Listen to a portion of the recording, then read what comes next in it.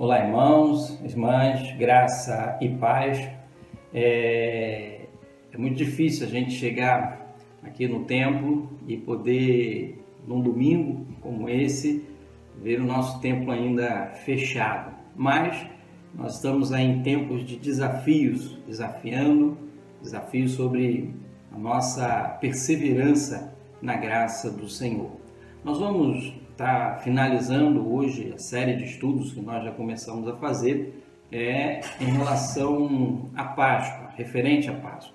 Tá? Então, como nós já tínhamos dito, a base para a nossa meditação, como vai ser hoje, é referente a esse livro aqui. A gente está meditando sobre esse livro, que é de Timothy Keller, A Cruz do Rei. E hoje nós vamos falar mais especificamente de um capítulo que fala sobre a festa. Muito bem, então a Páscoa era para os judeus e era ainda até hoje, uma refeição que eles comemoravam anualmente no momento de definição da história de Israel. Mais de 1 milênio antes de Cristo, os israelitas haviam sido escravizados por um faraó tirano, um faraó egípcio, que governava de forma opressora, maldosa sobre o povo de Deus, sobre o povo de Israel. Depois de mandar várias pragas, certa noite Deus enviou uma praga definitiva. Deus desembaiou a espada da justiça que afetaria não somente o povo de Israel de uma certa forma, mas afetaria todo mundo naquela época.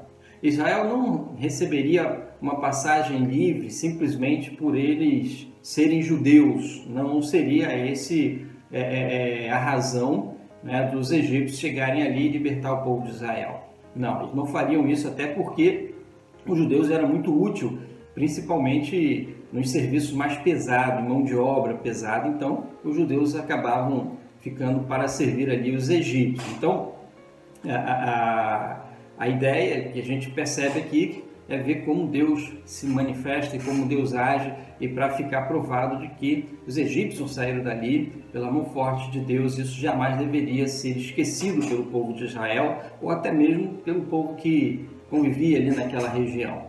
Então, fosse naquela região, naquelas casas ali, ou haveria uma casa de judeu, ou haveria uma casa de egípcios, o povo egípcio. Então, o que a gente tem dentro da palavra de Deus é que alguém haveria de morrer sob a ira da justiça divina. Então, a única maneira de alguém escapar dessa morte ou dessa ira seria colocando sua fé na provisão sacrificial de Deus. Ou seja, a família teria que sacrificar um cordeiro e passar o sangue desse animal no umbral das portas da casa. Então, nessa noite, o que iria acontecer? Ou seria uma criança morta, ou seria um cordeiro morto. Bom, aquele que tivesse aceitado essa proteção do sangue do cordeiro, a morte daria livre passagem e estaria salvo. Daí então vem a palavra Páscoa, passagem, do inglês é passagem livre. Então as pessoas elas foram salvas unicamente com base na fé em um sacrifício substitutivo, ou seja, trocou a morte de alguém pela morte de um animal. Então, um animal ele substitui aquele que iria morrer naquela noite. E assim Deus libertou os israelitas, guiando-os para a terra prometida. Cada ano, então, a partir daí, cada ano os judeus vêm comemorando essa libertação. Então, isso aí é o que é chamado de Êxodo. A refeição da Páscoa, ela tinha de ser preparada com um formato distinto. Ela incluía 4 momentos. Então, você tinha ali 4 cálices e envolvia 4 momentos.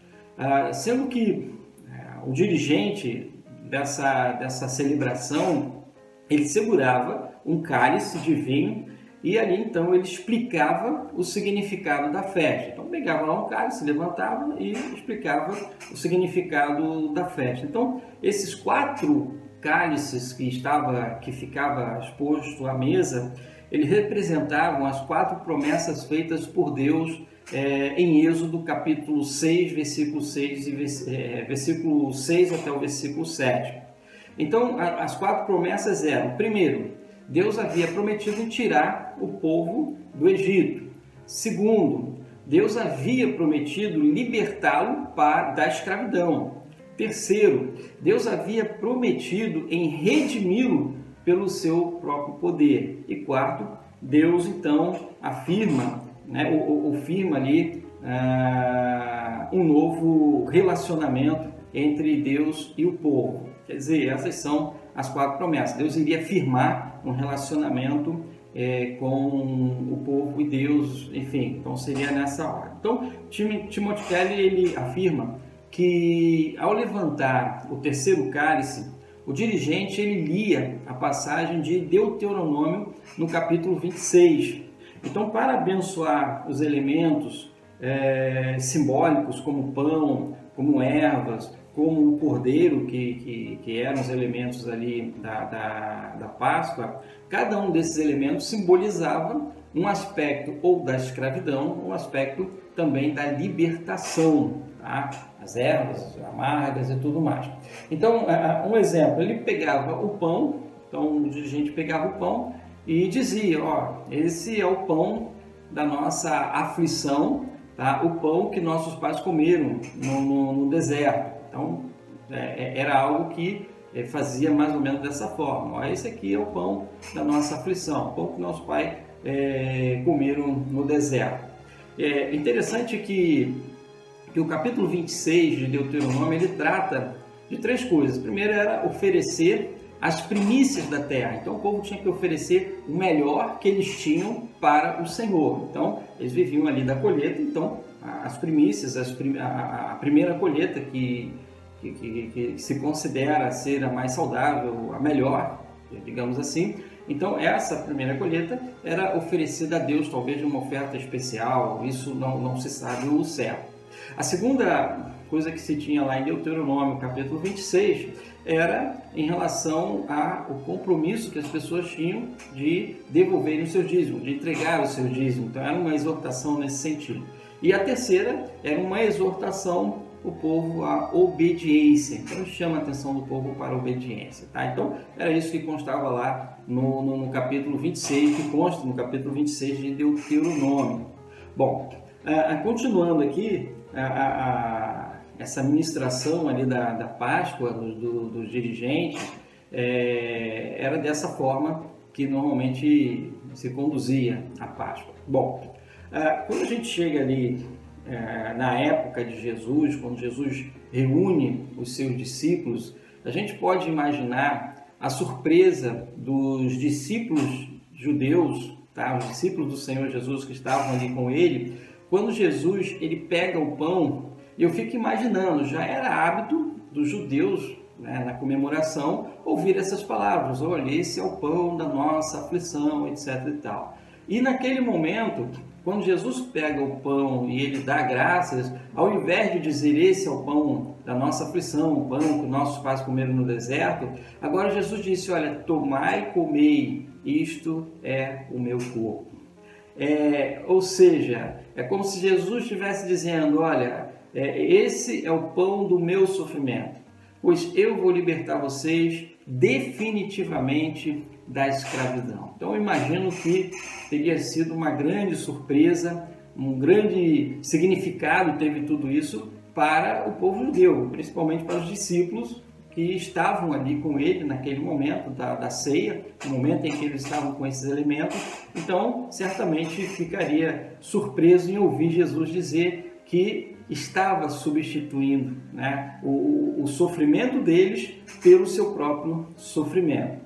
Então, quando alguém dizia, não bebereis ou não comereis até o dia em que, sei lá, alguma coisa por final está para acontecer, essa expressão, ela significa que a pessoa estava fazendo um juramento ou estava fazendo ali uma aliança com alguém, tá? Então era comum a utilização de sangue para afirmar e dar mais consistência e credibilidade no pacto que estava sendo firmado nesses momentos. Então, a gente vê como existe todo um significado por trás da ceia do Senhor, aonde nós passamos a entender que comemorar que a Páscoa ela passa a ter o sentido a partir desse momento. Então a Páscoa ela inicia lá com o povo judeu, quando esse povo é retirado, quando esse povo é resgatado, quando esse povo